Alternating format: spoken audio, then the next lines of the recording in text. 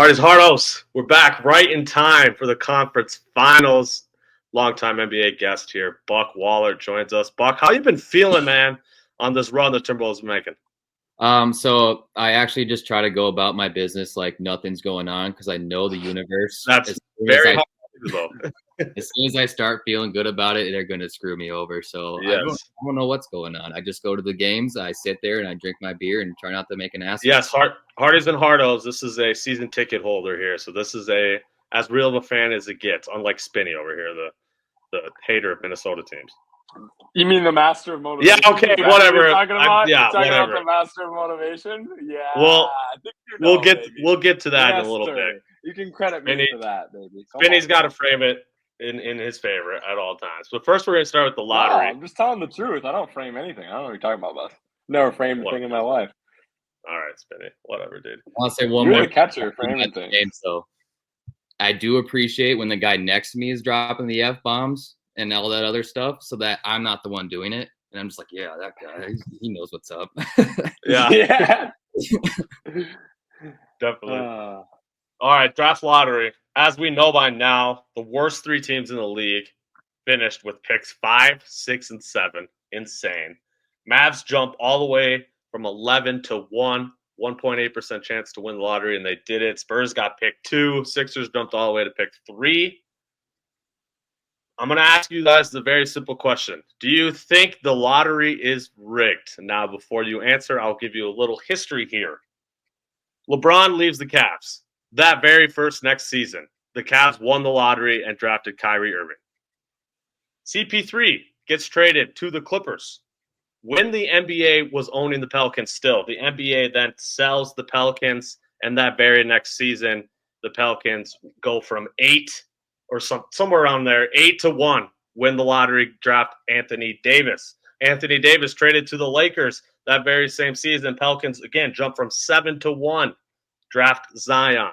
And now, obviously, as we know, the Mavs trade Luka, jump from 11 to 1, and we'll get Cooper Flag. So there's your little history. There could be even more that I'm forgetting. Buck, Spinny, do you think the lottery is rigged? Well, I want to add a little bit more to that Pelicans. You have more, okay.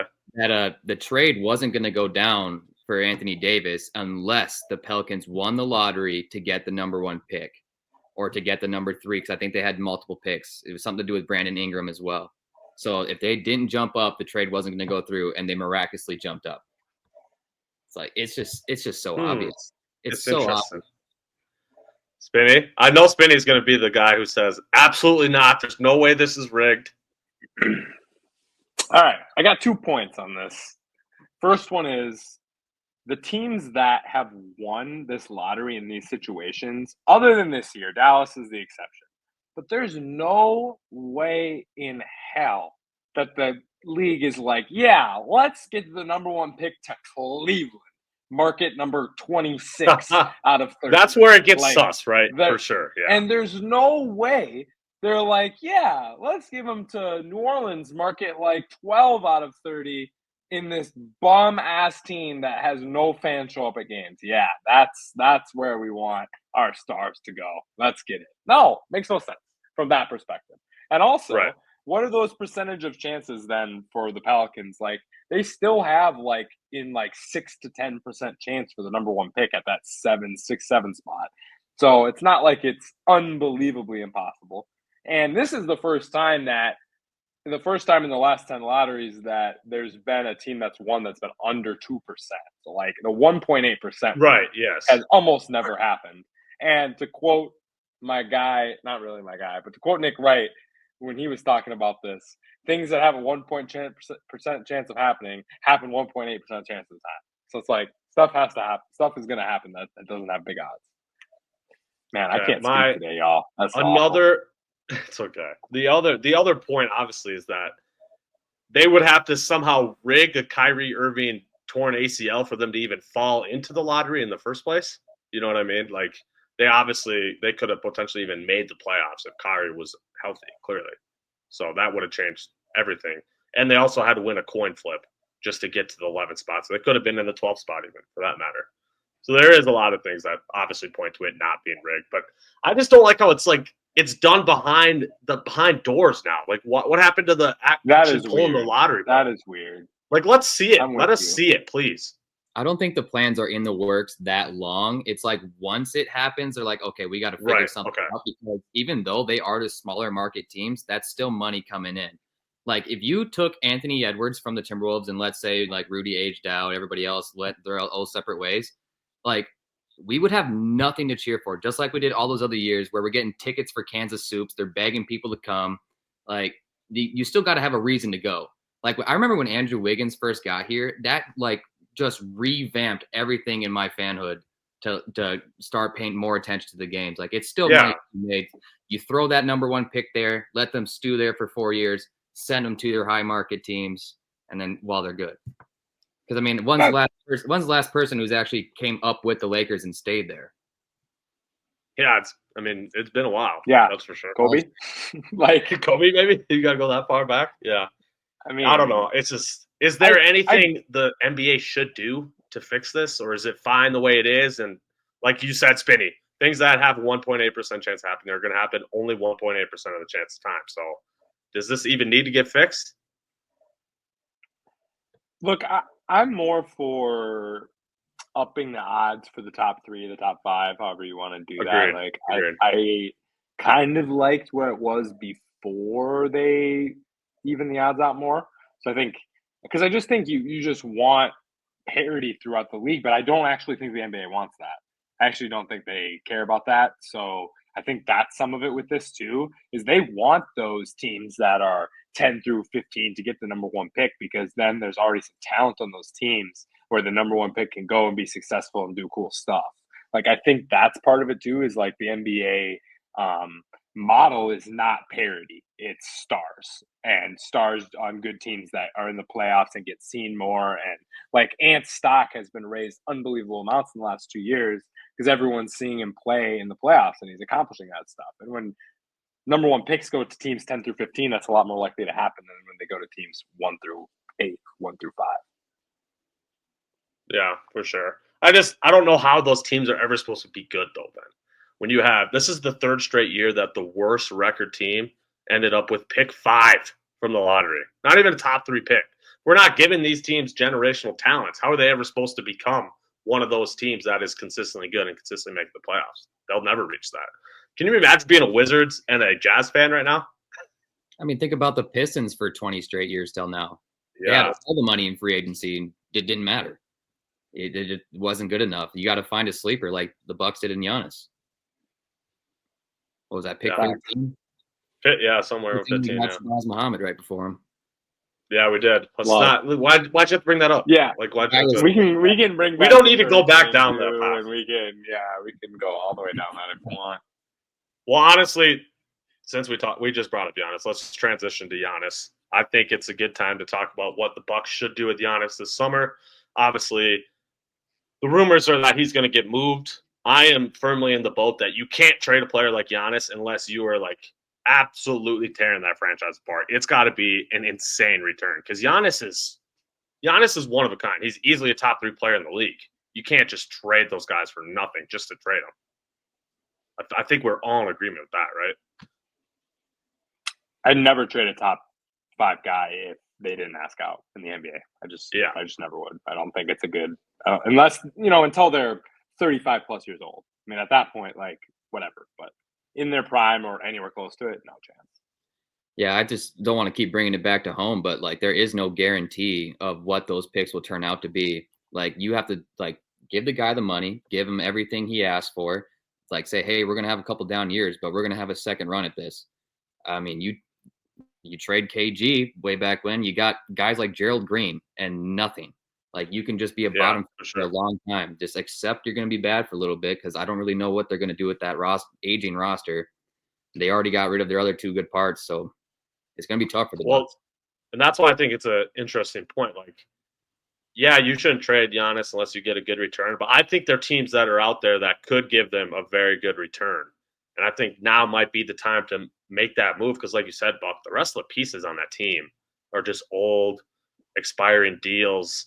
I don't know what else they can do to put a winning team around Giannis. I just don't. And you could get a nice, good little reset for your franchise here at this point of his career. What is he, 31, roughly 30? Obviously still in his prime. I'm not knocking him in that regard.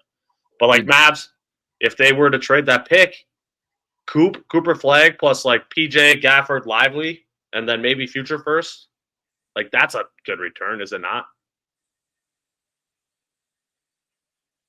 Giannis, Assuming Coop is who he's said to be. People think he's like a generational guy. I wouldn't do it if I was the Mavs. I think he's. Why?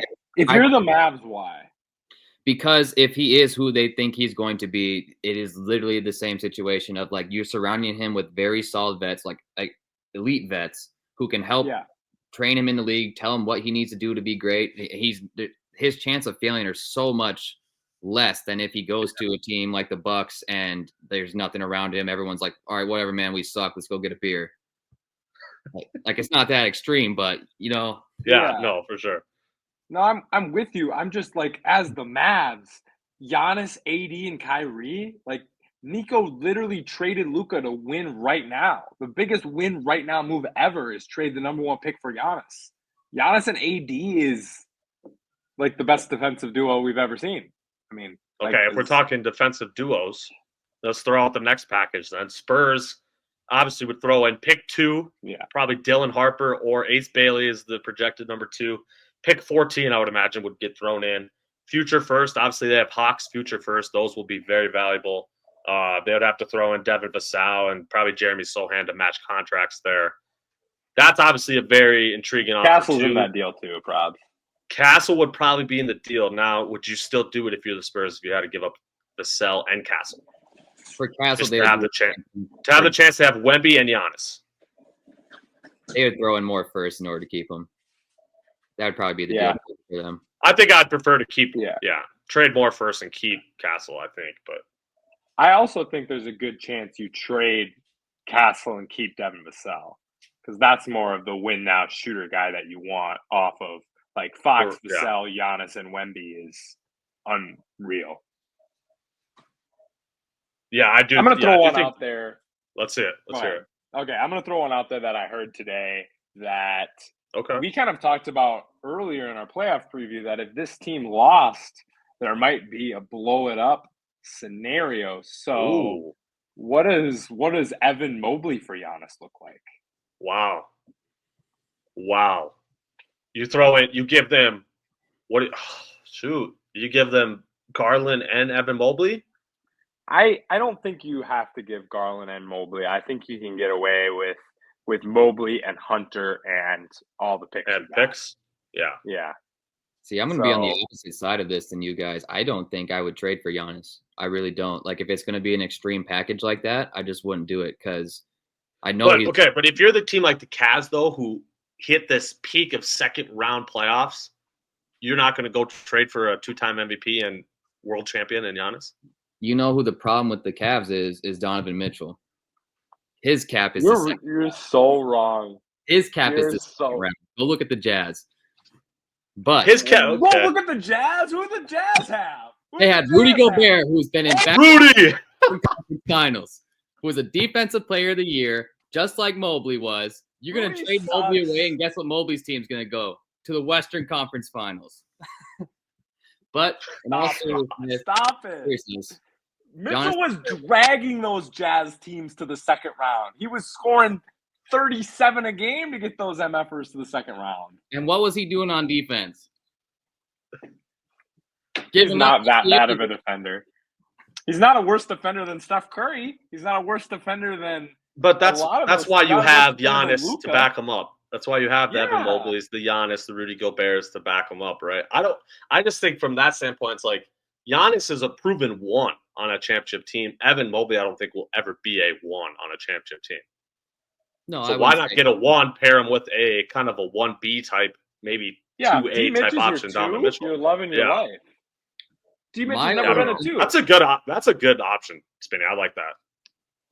You would have to win it in the next few years, which I guess that they are and win. Sure. I'm a firm believer that Giannis, I mean, that athleticism will get you so far, but he is 30. Yeah. Yeah.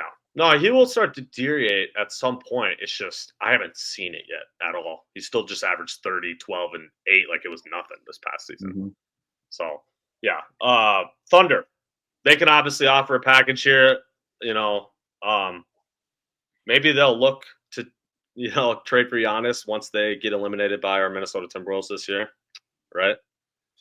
I'm just thinking of a package. It'd be probably like Chet, Dort, Case and Wallace, and picks, including those Clippers futures they have, which should be very valuable. That's obviously a very, very intriguing option. And you could go a whole bunch of different routes with the Thunder's roster. They have so many different types of players you could throw in there. Now, obviously, it would need to be headlined by one of Chet or Jalen Williams for sure. But to have Shai and Giannis on the same team, that would be insane. I think that's the best option, just by far. And I think the Thunder have so many shots at it. They'll do it the next year. They'll give it 2 years. Contract be out. Try it again. They have 16 first-round picks in like the next. Yeah, they have so many options. They can just try and try and try again. I think they are the team that are going to do it. Yeah, I almost wonder though, because Sam Presti, he's been shown to be very, very patient of a GM. We all thought they were going to be making these crazy ass moves at the deadline these last couple of years, and they never did. They held on to those first. So maybe it was for a big splash like a Giannis potentially this summer, but it'd be hard for me to envision. They go to the conference or the NBA Finals, even just making it, not just winning it. I don't know why they blow it up if they make the NBA Finals. I can't see that. The only other team I could think of is Rockets, but with how bad Jalen Green just played, is a Jalen Green, Sengun, and picks package even enough? And is that even what you want to really do from the Rockets standpoint either? Is Jabari Smith, Giannis, Fred VanVleet enough to win you a championship? I don't know. I can't see the Rockets doing that. I think that they happen to be the 2 seed, to be honest. Like, it's just one of those outlier years. I think they'll fall right back down to earth. Not out of the playoffs talk, but I don't think they're as good as they were. I also think, like, you do want to trade Jalen Green, but you still want to keep enough pieces around that you can see what Amen Thompson really is. I think you do have to pivot from Green to Thompson based off of what I saw this year, but that's probably for a lesser piece to kind of keep the core together and see what Thompson is. I just think Green takes too many shots away from other guys that are more efficient and better on their team. Yeah, if Green is one of the pieces in the deal, they have to give up Sengun too. I don't see them get Giannis without giving up both of those guys. But then you still have you still have Jabari Smith in those situations, so you still have young guys to work with Giannis, and then you still have your vets like Fred VanVleet and Dylan Brooks that could play with Giannis too. But I don't know if that makes them a legit contender, if I'm being honest. Couple outlier teams. Oh, let's hear these. I knew you were going to bring up the Pistons. Dan, okay, it's got to be Duren involved, right? Yeah, I mean, it's Duren, Asura Thompson, whoever, Tobias Harris / Tim Hardaway, salary contract match. on it. Yep. And then, whatever, they obviously have an onslaught of picks as well. Yeah. So it would be that type of scenario. I don't know if that's enough, but. No, I actually like that a lot for the Bucks. I'm not taking back any young player who could be. Like, the Thompson twins are phenomenal. I would do that 100%. Yeah, their athleticism is unreal for sure. You have another outlier team, Spinny? Well, my other outlier team, and again, I'm not sure how this really works, and the Bucks would probably have to do something else after, but the Phoenix Suns? Is there something to be done for Kevin Durant there where the Bucks could then pull what the Pacers or the Trailblazers did and instantly trade Kevin Durant for something else? Could you get Durant and things from Phoenix to then turn around and trade again? The only issue with Phoenix, though, is they just don't have any picks. Yeah, nothing. Yeah, that's obviously where they're going to get stopped this summer. And that freaking Bradley Beal contract, man, they're so dumb for trading that. No trade clause. He's going to be there the rest of that contract. One other team, I mean, we're thinking outliers, right? We go back to the conference final team. I mean, what about the Knicks just saying, all right, Cat, we experimented with you for 1 year. Cat, You throw in Mikal or OG, one of those two, and picks for Giannis, and you have Brunson, the other one of those two, and Giannis. I just think you got to go young if you're the Bucks. Like, what does I agree. Bridges 100%. / OG and Cat get you? Like a second round exit for like 4 years? That's not where you would be. I don't know. If you trade Giannis, you want to be a top 5 pick. You want to be bad, I think. Yeah. I think another outlier mentioned is that the league is going to be expanding either next season or 2 seasons because they're going to vote on it this offseason. Yes. And Timberwolves have been talked about going to the East, but also the Grizzlies and the Pelicans are going East, which are actually more East than Minnesota is, which throws off all the conferences. So, I mean, that pushes 2 good teams to the East, which obviously that affects who the Bucks want to trade to, which they're going to be pushing it West. Yeah. You think so? I mean, the crazy thing with that is if Giannis goes to the West, bro, the East is a absolute like it's just gonna be Boston, Cleveland, New York for literally ever for like 40 years. Like it's gonna I guess sorry, I should probably not count out the Pacers because they don't count them out, Eastern Spinny. Conference Finals every 2 fucking years, but God dang. Man. So do the Atlanta Hawks. Yeah. Or the true. Hawks, Those they teams just randomly. all right. Yeah, that's mostly it. Toronto, Scotty Barnes, but then again, Toronto's still not good after that. So like, there's got to be. Toronto's a big enough market. There could be a free agent signing that comes along with that could like make it work similar to Kawhi and PG style scenario. But I don't know what the hell quick Raptors comment. I don't know what the fuck they're doing. They trade for Brandon Ingram, like the most untradeable player in the NBA. No one has wanted him the last 2 trade deadlines. They traded for him for some reason. They give Emmanuel Quickly like $100+ million. Emmanuel Quickly. What are we doing? You think Emmanuel Quickly, Brandon Ingram, and Scotty Barnes is your trio? RJ Barrett? RJ Barrett. They have Maple Jordan too, baby. Come on, that's my guy. Oh my God, that's Maple's my guy. You know what happened? Is Quickly looked him in the eyes, and he could tell he earned that contract. God, it's insane to me. Man. All right, let's jump to the conference finals here. As my headline says, it is the ethical versus unethical hoops finals in both conferences. Both conferences. We got flopping ass Jalen Brunson and flopping ass Shai Gilgeous-Alexander facing the ethical hoopers. Jalen Brunson Minnesota doesn't flop that much. Shut up. He stops halfway through his drive just so he might be worse than Shai. He might be worse than Shai. Spinny, you just don't think so because he's your man. Brunson tries to Brunson stops so people run into him. I mean, I feel like that's unethical. Legit. That's not basketball. So much. He's not an unethical hooper. He's searching for fouls. So you don't like Dwayne nonstop. Wade either? Not a Dwayne Wade guy? No. Either? No. Oh, okay.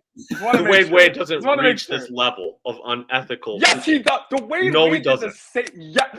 That man not as often as Brunson and SJ. Fake, lean in, get fouled. That was that guy's move. He scored half his points on that shit. Come on now. Okay, whatever. That's a debate for a different time. Spinny, before we talk about these finals, though, I do want to ask you a quick question. Tatum tore his Achilles. I know that pained you. What's next for this man? Is he gonna reach that form again? Like, what are your honest opinions about it? I mean, I hope so. I'm a little bit nervous about like a Paul George kind of scenario where Correct. He's not quite as athletic, but becomes more of a shooter. I don't love that for Jason Tatum because I feel like he's always been a better driver and scorer in that situation than a shooter. And even though he loves shooting more than anything in the world, man's favorite shot's a contested step back jumper. I feel like if he could only take those, he would. But I think he's young enough. And we're in 2025 that there's a potential that he still retains at least, in that 90 to 95% of his athleticism range and that he's mostly the same guy. I hope that's the case. I don't think there's a scenario where it's different than Paul George, like worse than that. I think that's kind of the like worst case scenario is slightly less athletic, but still good. I don't think like Gordon Hayward type scenario is going to happen where he just isn't athletic anymore. Just falls off the face of the earth. Yeah. Yeah. No, I think. He's got the he's got the work ethic too. Like he's not a player that I question in terms of work ethic. So I think that definitely helps. And the fact that he had the surgery in less than 12 hours obviously is going to help a lot too. So obviously he's we're probably praying missing the entirety of next season. Correct. So correct. It'll be a while before we see. That Celtics team is good enough that if he was able to come back in the Eastern Conference Finals, they could make it there. Agreed. Even though I think he's stopping them. Yeah.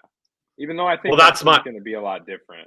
That's my next question I was going to ask you, Spinny, is what do you do then this summer if you're the Celtics? I mean, I don't know what you do, but it's clear dump they Drew, don't want to. Do you dump Porzingis? Like, you're obviously running to the second apron. Yeah, it's clear they don't want to be over the second apron. So, 2 of Porzingis, White, and Holiday are probably gone. I don't see them moving Porzingis because his stock is so low right now because no one knows what the hell's going on with him. Yeah, but what is going on with that dude? You have to sign a big because I'm saying Al Horford's probably retiring. I'm decently confident in that. So you have to sign a big that can actually play basketball games. I love Porzingis too, but I just think there's a chance they trade him for essentially nothing in a more salary dump type scenario just to get off of him. He is only this next year. Next year is his last year on the contract. So, I think maybe a team would be willing to take them if they're able to give up deals that last longer. So that way they can get off their money. Yeah. You don't think Cornette jumping in front of the hoop and waving his arms to kind of just hey, if we can get Game 5 Luke Cornette all the time, then yeah. Sure. Yeah, what was up with that dude? What the hell? He was just Luke Cornette turned into the Dikembe Mutombo for a game, but if we can get that guy, sure. But no, I'm not. They just need to have more depth in the front court.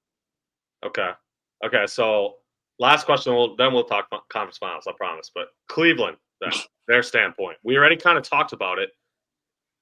What would you do if you're their GM? Would you blow it up? I think it's time to blow it up. You got it. The core is not gonna. I think they've hit their ceiling with that core. I'm sorry. I love those guys. I love a lot of those players.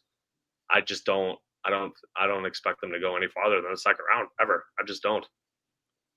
Give us the counter, Buck. Guess who's coming home?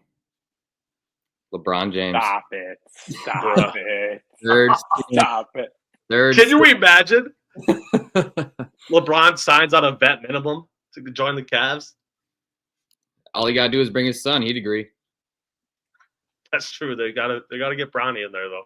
Cavs draft Bryce James a year early. Change the rule. Oh my God. Spinny, you think they should stick with it though? I mean, what the? Yeah, I was contemplating blowing it up after last postseason. Same. That's why I think. Okay, but now the counter is this was their first season under their new coach, and they had such a successful season with Atkinson. Do they run it back one more time with Atkinson and this roster? That's the counter. Can Darius Garland and Donovan Mitchell guard anybody enough to win basketball games in the playoffs? No, they can't. I just don't think you can pair 2 small defensive liability guards together. You have to pair Mitchell or Garland with a more physical defending guard. No, I completely agree. So I think we're all in the same boat. Cavs. I also don't know if Mobley and Allen works either. Because Mobley still can't shoot the basketball. He's just not a good enough shooter, yeah. If Mobley can't shoot the basketball, I don't know if those two work together long term either. Yeah. It's tough because Allen, obviously, he's on a pretty good contract in terms of what he provides your team with rebounding and interior defense. So it's tough to trade a guy on that good of a contract, but it's time to blow it up, Kaz. That's what you got to do. Conference finals: Wolves, Thunder, Pacers. None of those franchises have ever won a title, and it has been 52 years since the Knicks have won a title. Believe it or not, fellas, the Wolves have the shortest title drought of these 4 teams since we obviously weren't a franchise for as long. That's insane to think about. Honestly, it really is. Knicks, Pacers, let's start with that. Spinny, Buck, when do you guys start? I think I'm going to be in the minority here. I think the Pacers have something. Their team chemistry, the way they got the ball moving, like Yes, sir. They're I'm not in the minority. And the Knicks have such a like they're what 7 deep, 8 deep, like 5 deep. Let's be real. Okay, I wanted to be. Yeah, you're being generous. They're 5 deep. So one thing could go wrong. One guy can play out of the game plan, and it's I just do not think the Knicks, unless the league is forcing it, are advancing. Yeah, that's what I'm saying. Unethical hoops, man. Jaylen Brown's gonna be flopping like, oh, ow, Spinny. Is that SGA? What are you doing at Brunson? SGA and Brunson. All right, Spinny. I know you're taking the Knicks. Those are your mans. I mean, half the roster is your team from Villanova, so I know you're taking them. Who's scoring for the Pacers against the Knicks D? Who isn't scoring? What do you mean? Who isn't? They just played the Cavs and they scored whenever the fuck they wanted. You get Cat to foul out right away. Cat's fouled out. He doesn't know how to play defense. I mean, that's true. You think the Cavs are better defensively than the Knicks? I think as a team, yes. They have better defenders on the Knicks, but I don't. Again, Brunson's the rim protection's better. Brunson is not a defender. Cat is not a defender. The Thibodeau they're putting Bridges or OG on Halliburton probably. Right, but Halliburton, I mean, they got 6 dudes scoring 14 to 20 points a game, I think, this playoffs. Yeah. I just love their style of play now. I'm saying all this just to literally come back, and I'm still picking the Knicks in 7. I'm sorry. What the hell? What the hell? I just wanted to be devil's advocate. I'm pulling at you, Spinny. You're always hyping up the other team, then you're like, actually, I'm going to take this team. That's why you always do about the Wolves. You always do that for the Wolves. The Knicks are 6 deep. They had 6 guys play almost 35 minutes. Eventually, that catches up to you. It's the Tom Thibodeau Achilles heel. Fact. Yeah, for real. He'll run out.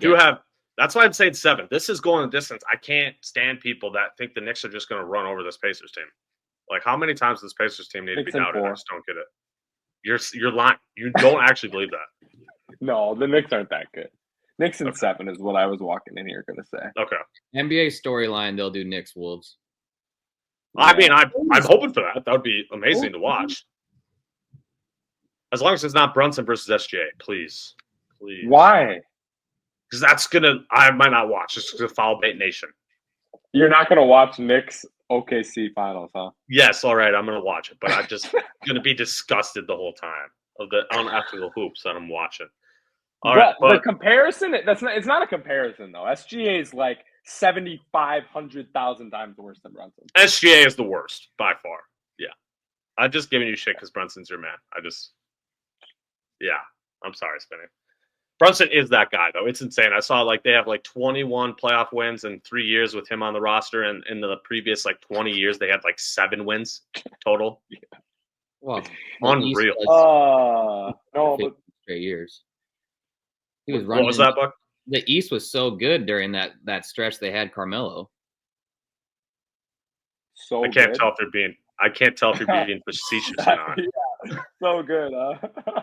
Yeah. Okay. Oh my goodness. Okay, but obviously, yeah. Mavs wouldn't give him $80 million just for minding. $80 million, Spitty. 4 for 80. They wouldn't give him 4 for 80. He accepted 4 for 80. That's what he brought to them. That's what he brought to them, and they said no. Yeah, but now look at the commercials he's in. Getting money from that. Getting his money. He's getting his money. He's not worried about that. That's why he took less on his extension from the Knicks. Yeah, I don't believe I shout out Brunson because I'll give him shit for being a foul baiter, whatever. This dude is an extremely unselfish player. He really is. You can just tell. He just wants to win. That's all he cares about, really. You got to respect players like that. You really do. Contrasting styles here, obviously, though. Knicks more half-court defense and offense. Pacers are going to get out and run. So, from that standpoint, I think this is going to be a very, very fun East Conference Finals to watch, just to see how the conflicting styles. I really do. Let's dive into the West Conference Finals. This is obviously the one we want to talk about here. It's happening. I think it was always meant to happen. Thunder versus Wolves. Oh, my gosh. Buck, you're the season ticket holder on this podcast. Let's hear your thoughts. It does make me nervous, but at the same time, I am so glad we are not favored. Thank you. I agree. Every single time we are favored, we just do not show up. We suck. Yes. So we will at least show up. I don't get it. I feel confident we will be there. We will know where to play basketball. Second, a lot of people on this team have been playing very well. Okay, Devo found his shot again. Randall's been carrying us through. Ant's been finishing the games at least, not at the rim. So that's not going to continue to happen for him. He's going to find his layups are going to fall. Okay, it's just bound to happen. And the only X factor here is Shai's cousin. He has sucked except for one game this playoffs, and that's Nickeil Alexander-Walker for everyone. I've had a younger cousin my entire life, obviously, 2 years younger than me, freak athlete. But I have never lost to him because I have that chip on my shoulder. I am not going to lose to my cousin, but he's better than me. That's gonna be what happens. That Nickeil's gonna play out of his mind to make sure that he is not embarrassed by his family member. I didn't know that. That's a fun fact. You did not know that? You're lying. No, I didn't. Honestly, I didn't. What? Gilgeous Alexander? Walker Alexander? Walker. No, I mean, I get it. I get it. But it's flipped order as well. So, like. Yeah, no, there's pictures out there of them as little as babies. I'm not questioning. I believe you. It's just fun. I just didn't. It's crazy. You didn't think that. I think now, obviously, I'm a little worried when it comes to the defense on Ant. They have 4 different guys that, if I was their coach, I would feel comfortable putting on Ant. You have Lou Dort, you have Kaysen Wallace, you have Alex Caruso, and you have Jalen Williams. 4 different guys. Now, is there another team in the NBA that says they have 4 guys that they could potentially throw on Ant? No one. Oh, I guess maybe ourselves. Maybe the Wolves ourselves, yes. That's obviously my biggest worry. Okay, but Julius Randle, I think is going to be the biggest X factor. If he's able to continue his play, his dominant play that we've seen so far in this conference finals, I think we can pull it off because he's going to be guarded by either J-Dub or Chet. Maybe Hartenstein. That'd be the best matchup for strength-wise. But if he's guarded by one of those other 2, man, is he going to be able to bully those dudes? I don't love the Chet Randall matchup for Randall, to be honest with you. Why? He does a shoulder into his body and Chet's flying 8 rows back. I guess, like the bully ball scenario, I just feel like his fadeaway he's been absolutely money ball on is hard against Chet. It's much more contested. That's fair. I'm interested to see how they guard Randall because if it's not with Chet or Hartenstein at all times, I'm exceedingly comfortable with whoever else on their team and him absolutely balling against them. So that'll be interesting. I'm interested to see who they put on Jaden McDaniels. I kind of hope I don't know. I hope it's someone smaller. I haven't. Is it SGA? Is that where they try to hide SGA? Yeah. I think. I would love that. Jaden's just shooting over his ass. He's literally in the media talking about like, dude, I'm the biggest guy out there. I feel great. So, whoever got Jaden on the I'm bigger and I can just shoot from 10 feet and jump straight up and shoot over you train, whoever got him on that deserves a gold medal. His contact finishing is whole season. Oh, his contact finishing too. He just finishes. All the contact and like that looks like shit. Goes in like, oh, all right. And every time. Man just goes to 8 to 12 feet and shoots a jumper, no matter what the defender is or who is it doing or any contact has been going in. It's like, okay. This is also the first series that will actually face a real center. We had the small ball Lakers, small ball Warriors. Yeah, so that's a good point. Actually play because I think Rudy is going to be a very big component of this series because he's not going to be played off the court, which he wasn't so far. But you know what I mean? Like he's not going to be subbed out till the end. First quarter guy. So I might regret saying this, but I don't hate Rudy on Chet either. Correct. Oh, he's slow enough from the perimeter where you're not really worried about Chet blowing by him necessarily. I'm sure you guys saw the clip where Rudy emoted halfway during the discussion, so I feel great about it. Big old fist pump halfway through the play. That is amazing. Chet doesn't scare me. Man, I don't know. How do we lose? How do the Wolves lose the series? What do the Thunder have to do to beat us? They consistently play 10 guys, and they have legit 10 dudes. It's not like they're just playing them just to keep their top guys fresh.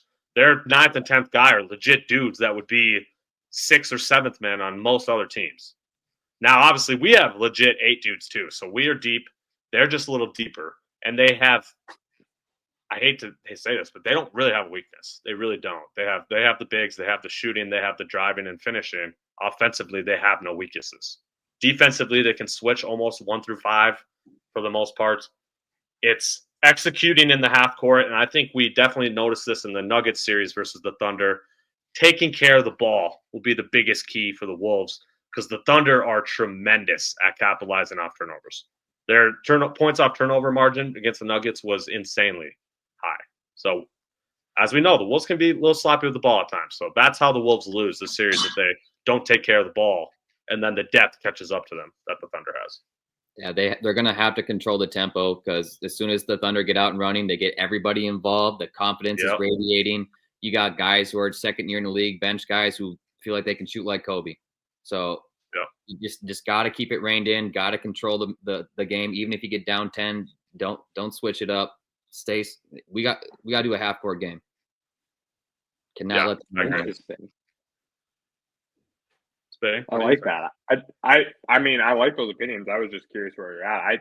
I think it's going to be different than other series where I felt like we were maybe at a disadvantage in the half court and had to be better in transition in the last 2 series. Like, to be honest, like maybe the Lakers not, but for sure the Warriors were better than us in the half court, and we were good when we were out and doing stuff. So it's going to be interesting, just the style of play change compared to the last 2 teams we played.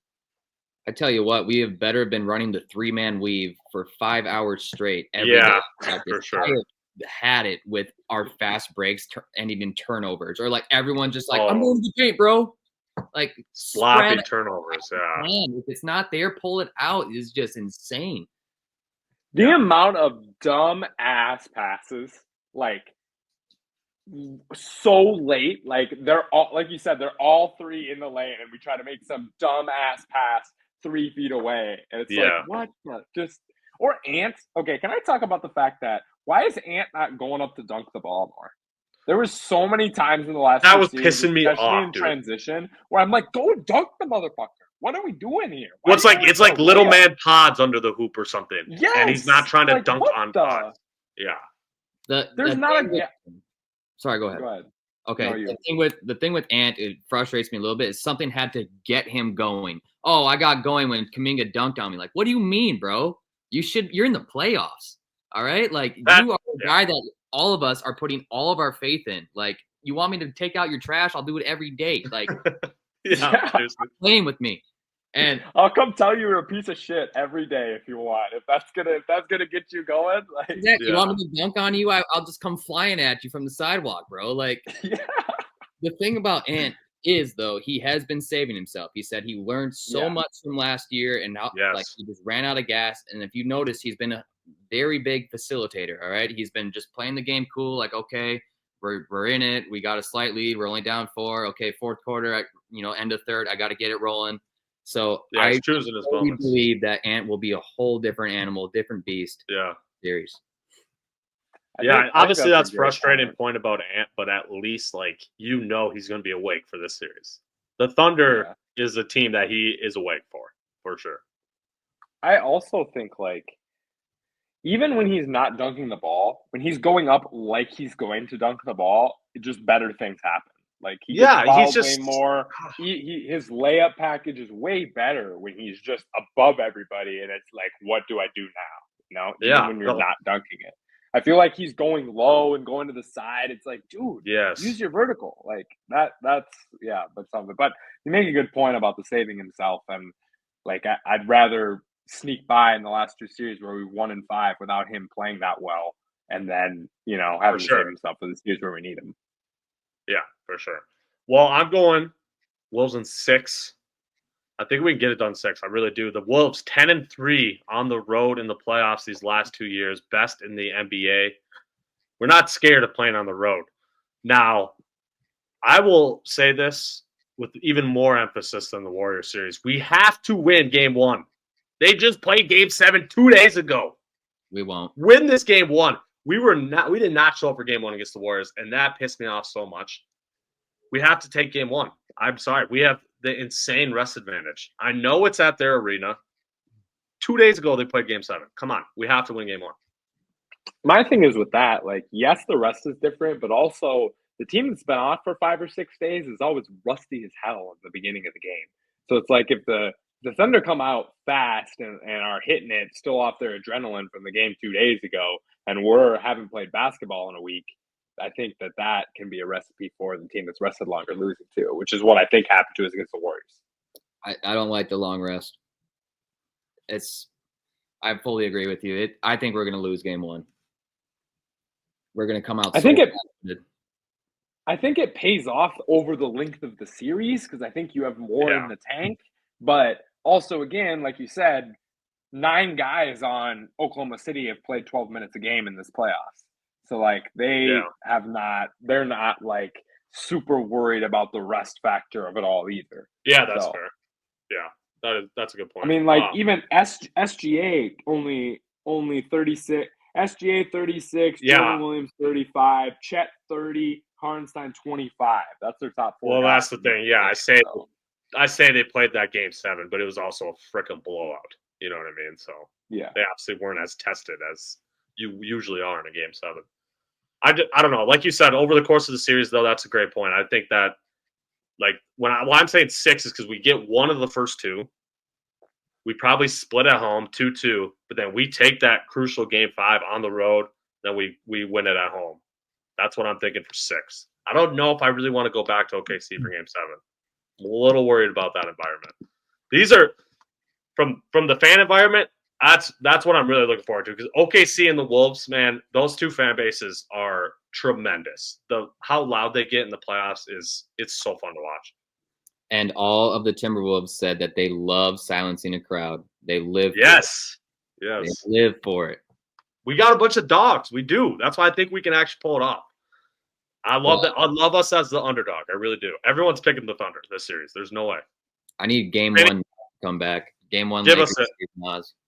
Master of motivation. Give us it. I know you're taking the Thunder. Come on. Listen, this happened last year, and repeating the same thing and expecting a different result is the definition of insanity. Yeah. So we're going to pick the Thunder in 7. I knew this. In this series. Buck, just so you know, last year he picked the Suns, he picked the Nuggets, and then he decided to pick the Wolves against the Mavs. So it was wrong in all 3 series. This year, he picked the Lakers, picked the Warriors, and that's why he's going to stick to the Thunder. So that's why he calls himself the master of motivation. Well, and just motivating the guys. Master of bad the Wolves, maybe. I can appreciate that then. I thank you for not saying the Wolves. We can't jinx them again, baby. No way. No. What was your game call, Buck? 6 or 7? Oh, Wolves in 6 or 7. It's gonna be deep. It's gonna be 6 will be at Wolves home. I'm going 6. Yep. Wolves in 6, baby. Come on. Oh, I'm so stressed for tomorrow, boys. I really am. Yeah. I don't even know what I'm gonna do. I've been tweeting out things like crazy, and the tweet that's been retweeted the most is like, if Timberwolves win the chip, I don't know what I'm gonna do, but I'm gonna do it. Do it, yeah. That tweet was amazing. I'm scared for what I'm gonna be doing. Bro, I will be drunk at 7:20 in the morning at that parade. Like, I will be pre-game in that parade. Like, I'm kidnapping Crunch. Man, yeah. I won't. No one will know who I am. No one will know my name. I'm gonna drop Glenn Taylor. I don't know. Something's happening. Yeah, something's happening. Kiss A-Rod on the mouth real quick. Oh, easily. Yeah, easily. Man. Maybe not A-Rod. That. No. And. Yeah, maybe not A-Rod. And okay. I'm sure you guys saw that video going around. Yeah, that shit was hilarious. And started kissing you. Would you stop? And everyone's like, no. This guy went into so much details, like how much tongue. Yeah. Tongue? I mean, sure. Sure. That shit is so funny. All right, y'all. There it is. Those are our picks. Do either of you guys have any final comments? Otherwise, we'll get the Hardys and Harlows out of here and Go Wolves, man. It all starts tomorrow. Go Wolves. Luckiest season to be a Wolves fan in history. That's all I'm saying. We're lucky boys. I feel we blessed. endured I feel blessed. Sebastian Telfair and Johnny Flynn and Luke Alexis Ridnour and Chase Yeah. Budinger. And we came all the way to Ronnie pro Chura. volleyball player Chase Budinger, Olympian. But we Nice. endured all that, and we deserve to be here so much. I'm just happy. Yes. I'm just living. I'm like Buck this playoffs. I'm living in the moment, trying not to get too stressed, trying not to get too excited. We're just living to be here, baby. Yep, nothing's happening. It's just a normal day. Yeah, nothing's happening. Facts. Everything's okay. All right, Buck. We appreciate you, my guy. Yep. See you guys. See you, Hard Zardos.